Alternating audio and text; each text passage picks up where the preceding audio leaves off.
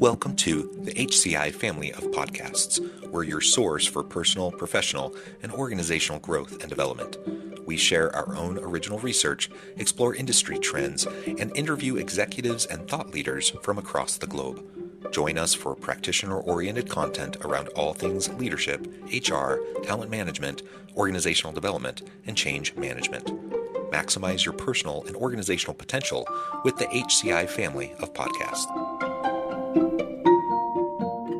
Lamell McMorris, welcome to the conversation today. Thanks, John. Thanks for having me. It is a real pleasure to be with you. Where are you joining us from? I am in Chicago, and it is a little chilly, and we actually got a little snow today. So, yeah. Oh, snow. I was just in Chicago just a few weeks ago. Beautiful fall weather at the time. And I'm in Yes. Salt Lake City area. It's also very chilly here, though we haven't had snow in the valleys yet. I love Utah. Beautiful, beautiful state. Well, it is just a pleasure to be with you today. Today, we're going to be talking about your book, The Power to Persist: 8 Simple Habits to Build Lifelong Resilience. I love that. We live in a world where resilience is really, really important. Things are kind of crazy, and the complexity seems to continually ramp up. You name it, things are in flux. Socioeconomic, geopolitical, things in our homes, things at work, disruptions all over the place. And how do you deal with that? It really comes down to persistence and resilience because everyone is going to have their struggles. Everyone's going to have their daily challenges, whether that's, again, in your personal life, your family life, your work life, whatever. And it's not about like whether or not you fall down. It's about whether or not you get back up, right? And dust yourself off Yes. and keep going. Yes. And we all know that, I think, conceptually, but in practice it's hard to do. And it's hard when you feel beaten down, when you feel like you're banging your head against that brick wall over and over and over again. It's really easy to give up. It's really easy to just take the path of least resistance. While conceptually it may make sense that we just need to keep pushing and we need to keep trying and we need to persist and be resilient. It's hard to do. It's really hard to do. And so I'm really, excuse me, I'm thrilled to have the chance to chat with you today about your insights, your experiences around persistence and resilience. As we get started, I wanted to share Lamell's bio with everybody. Lamell McMorris is a nationally recognized entrepreneur, activist, and change maker dedicated to advancing equity and revitalizing underserved communities. Growing up on the south side of Chicago, he went on to find phenomenal success as a DC policymaker, a consultant in the financial and professional sports arenas, and a civil and human rights advocate. McMorris is the founder and CEO of the Washington, D.C. based company Phase 2 Consulting, which offers strategic insight and external affairs services to some of the nation's leading decision makers in the private, public, and nonprofit sectors, including Fortune 100 companies. He is also founder and managing principal of Greenlining Realty USA, a comprehensive urban redevelopment firm dedicated to neighborhood investment, redevelopment, housing rehabilitation, and home improvement in low-income communities. I could go on. There's just so many really cool things about your background, your accomplishments, but I'm going to pause there. Anything you would like to highlight before we dive on it? No, John, I'm just excited to be here with you and excited to be engaged in this kind of conversation. As you mentioned, it's such an interesting time, right? When I set out to write this book, frankly, I didn't really set out to write a book. I really set out to answer a question that's been asked of me, and that is, how do I keep going? Why do I keep going? And it turns out that we're in a moment in time where this notion of being resilient, being able to press forward, press on, and continue despite both losses and wins, right? Headwinds and good times. I didn't know that it would be such a momentous time and that things would align in the way. I had no idea. I tell people, John, that you know how when a friend of yours has a new car that you've never heard of, right? Hmm. And then all of a sudden, after that friend gets the car, you start to see it everywhere, right? Yeah. That's how, this thing around resilience hit me a couple of years ago.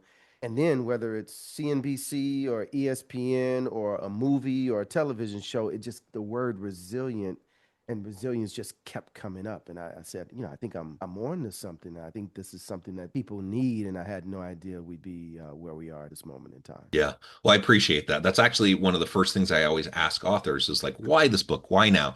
Like, why is this so important? You did a really great job of laying that out for us.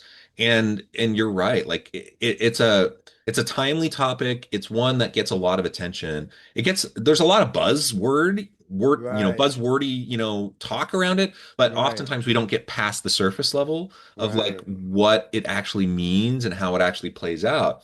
And there's also, just as a caveat at the beginning, like I recognize sometimes we can get into like toxic resiliency or toxic Hmm. persistence. And like I'll just say right on the outset, there are times where you need to protect yourself, you need to have appropriate boundaries. And there are times where it's better to cut and run. Like you do not need to Uh, continually put yourself in bad Absolutely. situations. Is Certainly that not. what you mean by toxic resilience? Because you're the first person. This is the first time I've heard that. So tell Yeah, me. I mean, they're definitely like I've seen people that I would say have a toxic resilience mindset, and it's almost like Mm, they are like martyrs. Like they're just willing to mm, suffer endlessly ah, and not get themselves out of bad situations got it. because they believe in resiliency. And Got it. resiliency is really great and it's really important. But there are times where you need to protect yourself or others around you, and it's just not healthy, to maintain that. And so I want to acknowledge that on the outset of this Yeah. conversation because yes, you need to take care of yourself. Yeah. Absolutely take care of Yeah. yourself. But we also understand life's not a cakewalk for anybody. And No, so we need to also build the muscle of being able to endure hard things because we're all going to face hard things and we can't indeed. we can't cut and run every last time we face a hard thing, right? So somewhere in between like being in a like physically or emotionally abusive environment at work or at home or whatever, that's one extreme that you don't want to be in. And on the other end, you're like, oh, I'm so, it's hard. I'm not going to do this anymore because I don't want to try. That's another end of the spectrum. And most of us find ourselves in between, right? We're somewhere where life is hard. We Right. face challenges. We fall down. We need to get back up. And that's where really I think persistence and resilience plays in. Yeah, I think, this notion of toxic resilience, when we talk about in the book The Power to Persist and this concept of resilience and the 8 habits that I talk about,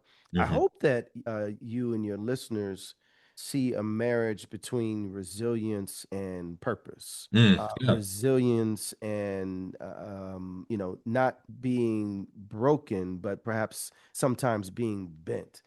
Resilience that is continuing to move us forward towards, just as you mentioned, towards some sense of healing, some sense of purpose, some sense of an outcome. But yeah, this notion of toxic resilience, where we take on things that are hurtful, take on things that impel our ability to move forward. That's actually not what I think you and I are talking about today. Yeah, yeah, not at all, not at all. And so, what we're talking about today is really all about the empowering, ability of like a resilience growth mindset, right? That we can learn from setbacks. The only time, a mistake is really, a failure is if we don't learn from it. Absolutely. And so because we're all human, we all have, gaps, in terms of our perceptions, our biases. We all have times where, we just aren't our best self emotionally when we're with other people, or, Sure. we, mentally, we have a gap in our decision Sure. making. Like we all have that because we're all human. And, And and and by the way, so acknowledging that is part of a resilient journey, as a matter of fact, that level of vulnerability that you just mentioned, which is hard for business leaders and when you're in charge and you lead, and just even if you're not in charge, it's hard to admit sometimes that, I am hurting. Hey, John, today is just not my day. John, I don't know the answer to all those, and I used to think that and by the way, this is probably the concept out of the 8, if you wanted to know, that is probably the most difficult even for me today, right? This, because there's this element where we feel like we have to demonstrate that we've got it all together, that we've got to put in the world out there this facade that everything is okay. And but in fact, I believe that vulnerability gives us an opportunity not to push people away, but to actually bring people closer to us. And it actually is not confining, John, but it's actually liberating. So that's why I really wanted to hone in on that, because in what you just mentioned, you touched on one of the key 8 habits, and probably one that I think is the most the secret sauce, but actually perhaps maybe the most difficult for all of us, and that is this element of vulnerability. Yeah, and just to double click on that for a minute, especially I think for leaders, who feel like they have to be strong Absolutely. in the face of challenge, and they have to put on a brave face, and they have to, demonstrate to their team that they know the answers. That's a fallacy. Like yeah, you can't run around Or like by the way, or that's your role in your family or in yeah, your friend group, right? yeah, It's not just in the workplace and that's in right. organizations and in right. It's that may be you're a public servant, and that may be your role in the community, right? Where you always have to put on this front that everything is okay and all right. Yeah, I'm a father. I have 6 children, Mm, and they tease. We have a fun teasing relationship, and we have fun together. They certainly know I'm not perfect. right, right, um, right, and right. I'm glad that they don't think I'm perfect, or that I'm not trying to be perfect. I grew up. I don't know if it was a generational thing, but like growing up, I did think my parents were perfect. Like Yeah, I really did, and I remember how devastated I was when that bubble burst for me, and how I realized, oh, they are not perfect. They're just flawed humans. And guess what? It didn't actually change. I still love my parents. Like I didn't actually like all of a sudden think my parents are terrible. It yeah. just became it was just the new reality, and it was jarring, you know? But I Uh, want to go back to your 6 children yeah. and the fact that you acknowledge that they know that you're not perfect. What are the opportunities that exist in that exchange where you get to demonstrate to them that, hey, I'm not perfect. I don't have it all together. What I think it would be helpful for people to know, Yeah. because I think we think about this from a business and a leadership standpoint, but man, I think there's something there as a dad and in your household of 6 kids, right? Yeah, I mean, first of all, it's just this. I mean, people have different styles of parenting, and I'm Mm-hmm. not here to say one style is better than the other. Mm-hmm. But I do know for my wife and I that, we're not like it's our way or the highway kind of parents. Mm-hmm. That implies, I think, a level of perfection, because my way is the right way. You have to do it Right. my way. Whether it's the intention or not of a parent who parents that way, it is implied, that your way is the right way, and Right. that you need to do it that way in order to be successful, to be happy, to be whatever, right? Right. And we just don't approach it that way. So I think from the very get-go, we try to lay a foundation for just like, you know what? We're people, we're human, we're trying to figure this out as we go. We're literally, there's no manual for you kids, and we're trying to build a plane while we're flying it, right? And Right. our Right. job is to keep you safe and to keep you love. You need to feel loved, you need to feel safe. You need to have the opportunity to grow and explore and grow into yourself. So that's kind of the underlying premise of like our approach to parenting. And with that, I just make mistakes. Like there will be Mm. times where I sometimes it's silly. Like sometimes it's just a silly mistake. And I'm just the first to acknowledge, oh, that was a dumb thing to say, or that was Mm-hmm. I probably just did that thing that was annoying to you. I'm sorry. Like sometimes it's silly, but sometimes it's not. Sometimes it's more serious. Yeah. Sometimes I'll do something or say something that hurts someone's feelings, or just creates, some sort of an environment that I don't like, that I don't think they like. And, I try to be the first to acknowledge that. I'm like, oh, I'm sorry, kids. I'm sorry that just happened. I'm sorry that I responded that way. Mm-hmm. I'm having a hard day. Something happened at work. Or I'm, whatever. Like, not to make excuses, but to just couch it within context of like, I'm sorry, like I'm not perfect. And those opportunities happen all the time, because I'm Yeah. human. I think largely we have a home environment where it's playful, and we can acknowledge that. And like, yeah, they tease me not because they're being mean-spirited, but because they know I can take it. Like Right. one of the signs of like a healthy relationship is that you can rib each other Yeah. um not in like obnoxious ways, but just in lighthearted ways. And so they'll tease me about stuff, and I'll, I'll take that. I'm not like thin-skinned. And anyways, I think these are some of the things. Again, I'm not perfect at being vulnerable, but like I think my kids know that I don't claim to know it all. I don't claim to have all the answers, and I just want to help them to be happy and What about this notion of showing emotion? Do you Mm. feel that as dad, that, you can't always show emotion? I think some parents, especially men in the parental dynamic, feel like, that level of vulnerability is like a no-no. Yeah, and again, maybe it comes back to like general parenting philosophy where I'm your parent, not your friend. I'm your like Right, those types of things. right, I need to be kind of the strong leader of the home, right. whatever. Like sometimes there's these kind of mindsets, and again, I'm not here to tell anyone that that's not necessarily okay for you to do in your home, but I'm just like for my home and for my family and really for my leadership style at work, like that's not who I am, and that's not how so it would be totally inauthentic of me to Right. show up that way with people I lead at work or with my kids at home. It would just seem so weird and off, and Mm-hmm. people can tell, when you're not being authentic. Mm-hmm. And so for me, yeah, it's like I can unpack my emotions with my kids. Mm. Like, man, I just had a visceral reaction to something that just happened, and I wasn't my best self in response, Right. because of that initial like fight or flight, kind of visceral reaction. Right. And I can acknowledge that, and I can help while I try to unpack that and understand that for myself, so I have better control, so that I have better emotional regulation in the future. Like I can Yeah. model that for my kids, and I can help them to see like, hey, you're gonna have those same things. Like there's gonna be times where you have a reaction that's not the best reaction, Yeah. and there are ways around that. There are ways to honor and lean into your emotions while not being victim to them, right? And I love so it. we have dialogue around that sometimes, and we just try to be open about that. Again, not perfect by any stretch of the imagination, but I think when you can have like appropriate, vulnerability in front of people like your kids or with Yes. members of your team at work, and Yes. then it gives them permission to be vulnerable. It gives them permission Yes.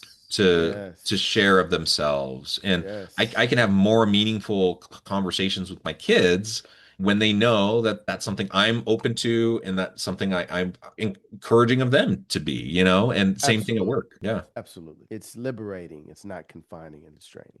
Yeah, you've said that a couple times now, and I completely agree. I think done well, resilience and persistence and emotional vulnerability and authenticity, these are all things that are empowering and uplifting, and they expand the pie, they expand the bubble of your influence and like what's possible.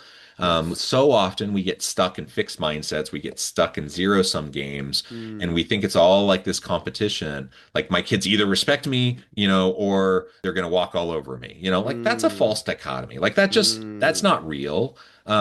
It can become real if that's how we act around them all the time. Mm-hmm. But Mm-hmm. like that's not a real decision. Like that's a false dichotomy, whether at home or at work or whatever. And if we can acknowledge that, then we can actually have, productive conversations, have meaningful conversations, and other people can be meaningful, like true to themselves, how they approach you and interact with you if you create that kind of environment. Love it. Indeed. Yeah. Well, you've already teased a little bit from the book in terms of the principles. Yes. But maybe we can spend the rest of our time just digging in a little bit. What are those 8 simple habits that have helped you to build your lifelong resilience? Yeah, I start off the book, John, with the habit attitude, right? It sounds right, simple, and I think folks have heard it, but and you mentioned it earlier, putting yourself in the right mindset, it dictates so much, right? You almost can't get to the other 7 habits effectively without embracing this first concept of attitude and how our attitude really does dictate outcomes on our behalf. And then one to really dig down, I talk about this notion of gratitude, this having an attitude of gratitude, and I suggest in the book that people every day just kick off your day with a gratitude journal. Just make a list of some of the things, because so often we focus on the negative, we focus on the bad things, but to kick off your day and to start your day, with a focus on the things that are going well, the things that you're grateful for. That if you start off your day that way, headwinds may come, challenges may come, trials and tribulations may come, but kicking off with an attitude of gratitude. And I talked to a CEO, a friend of mine who runs a global entity, and he said, "Lamell, I take a gratitude walk every Mm. morning." I like I that. thought that was so powerful, right? That this guy who leads this major global organization, but even he recognizes that in order to deal with his business outcomes, in order to be the leader of his team, of his family, of his home, starts off his day with a gratitude walk. And so, that is a big deal. And I talk about the importance of focus as one of the 8 habits. I talk about dogged determination, right? Mm. Really just being determined and unceasing and unwavering in our desire for the things that we seek and the goals and the outcomes that we're working towards. I talk about the power of a network, and I suggest that your network can sometimes equal your net worth. But Mm. it's not a superficial, I see John at a reception and John and I meet and greet and we exchange, business cards. It's actually the investment and the power of building a relationship that emboldens a network of people that are leaning into you in ways that are beyond just someone I can call, in my Rolodex. But that, when my clients and friends and in business see me, the first person they ask about, John, is my mother. How's Mm. your mom doing? Because if you Mhm. know me in business or in personal, you know how much that means to me and how important my mother is to me. And so we'll get to profits and growth and the business relationship, but when we start in a place where we're invested, and but that those are, networking is surface and superficial. Those are relationships that are cultivated and worked on and built and nurtured over time. And so I really lean into that. And I in the last habit that I talk about in the book is, especially for my journey in business and in my personal life, is this notion of faith. For some of us, faith is defined, John, as the substance of things hoped for and the evidence of things not seen, right? Mhm. And when you're in business, you're constantly working towards things and outcomes that you can't see today, but that you are hoping and working that they come to fruition in the future. And faith, sounds like this, overly religious concept. But what I've tried to impart, especially on young people who are striving and climbing, is when you wake up and look in the mirror in the morning and you realize that you are the substance of things hoped for, that you are the living, breathing faith that we talk about, that you represent the substance and the evidence of things not seen for your family and your friends and the people that you're leading in business and the folks that you're working with in business and the folks who've laid a path and a foundation for you to do. When you realize and have the concept and the mindset that you are the substance of things hoped for, that you are walking, that, my friend, allows you to carry on a resilient journey in this life that money can't buy. It really is a principle of action. So, yes, Yes. we often talk about faith in religious or spiritual terms. Yes. And in fact, I would say it is in spiritual terms, regardless of organized religion. Like That's right. it's a principle of action. Like it's That's it's a right. principle of seeing how you connect with the world around you and with others in your community and moving from conceptual to reality, right? That's right. And so there's a level of manifestation that happens through the That's faith that right. you have in your own action. And I'm not even talking about like woo-woo manifestation. I manifest this Right, into the right, right, universe. right. I'm just talking about like if you don't believe that there's That's the right. potential for you to accomplish what you're setting out to do, you That's right. won't do it, That's right? right. And That's so right. just having that faith in yourself, having that faith in your team, having that faith in your family, that helps you get through the hard times. No And doubt for about it. some, that's also embedded within a religious philosophy or religious paradigm. And for others, it's not, and that's fine. But like ultimately, it's all about how you're going to connect with other people. Yeah, I really love that. I think your ability to be resilient is so much stronger when you have a faith in something, a faith that is be more than just yourself, but Absolutely. it's also the people around you. It's your community. It's your it's whatever, right? Yeah, so I book in, the first habit that I talk about is attitude, which is the last habit that we discuss in the book, The Power to Persist, is faith, right? Because they book in and are so connected. And then everything in between, dogged determination, focus, your network, etc., are the things that help build. But the two pillars, if you will, and vulnerability, but the two pillars are attitude and faith. Yeah, yeah. And again, I love how you start with gratitude. The faith piece is so important. It's a relatively simple practice to get into the habit of, whether it's journaling or prayer or going on a gratitude walk, as you mentioned, or like whatever. Like there's so many different ways you can go about doing it, but that simple practice is a really great grounding practice. And let's be honest, we live in a crazy world. Like there, Yeah, no, there no, we do. And by there's the a way, lot to focus on the negative, and we don't want to put our heads in the absolutely. sand, but like you can get overwhelmed by it. So you said a couple of things that I don't think we should gloss over. One, you mentioned that these are simple, and that was set out to make these simple, and we cannot move past the fact that I'm intentional when I state that these are habits. That means these things we have to make a part of our daily rituals. That's how you build resilience. It's not a one-off, do it every now and then. These are very eight simple habits that I hope everyone, young or old, can embrace these concepts and incorporate them in their daily life. I think I lost you for a second, John. Absolutely There you agree. go. I don't think it's rocket science, but it is challenging because anything that is habit, related requires consistency and discipline. And we're human. Like Yes. there's so many things that can get in the way. And so start simple. Just, you like do a gratitude walk. I guarantee you you're walking during the day. So like choose some time, and maybe it's a set apart time when you're walking the dogs or whatever. Maybe it's just that you're going to have 10 minutes walking between meetings, That's and, right. and you're going to set that side of time to focus on gratitude. And it can make all the difference in the world though as we start to get into that practice and build that muscle so that you're not getting overwhelmed. Like the world is crazy, it's messy. There's so many things, like there's a whole bunch of things that I'm really upset about and like I'm not happy about. You in your bio, I was reading about how you're a policy oriented change maker. I want to be that. I want to drive change. I want to Yeah. be an ally to marginalized communities. I want to help be the difference I want to see in the world. But Yeah. all of that means I have to recognize like the hard stuff.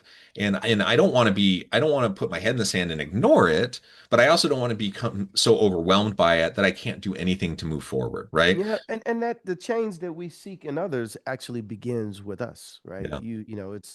It's that whole notion when you get on the plane, and they tell you, "Hey, put your mask on first, and then you can help others," right?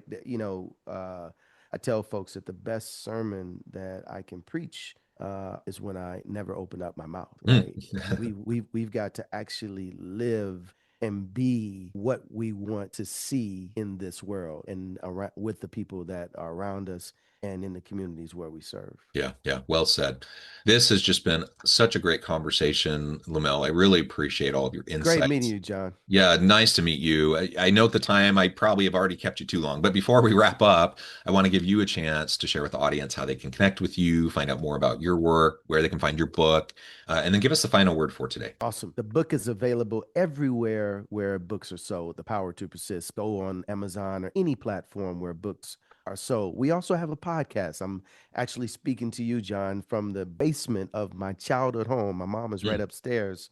The Power to Persist podcast is available everywhere where you can listen to podcasts. And yes, please, let's persist together. Join me at lamellmcmorris.com.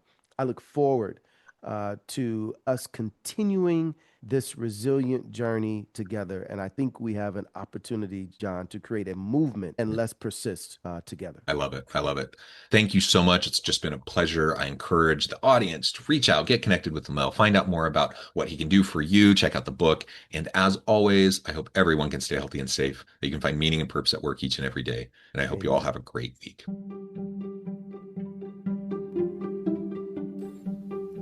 Thanks for joining us for this episode of the podcast. We hope you stay healthy and safe, and please join us again soon.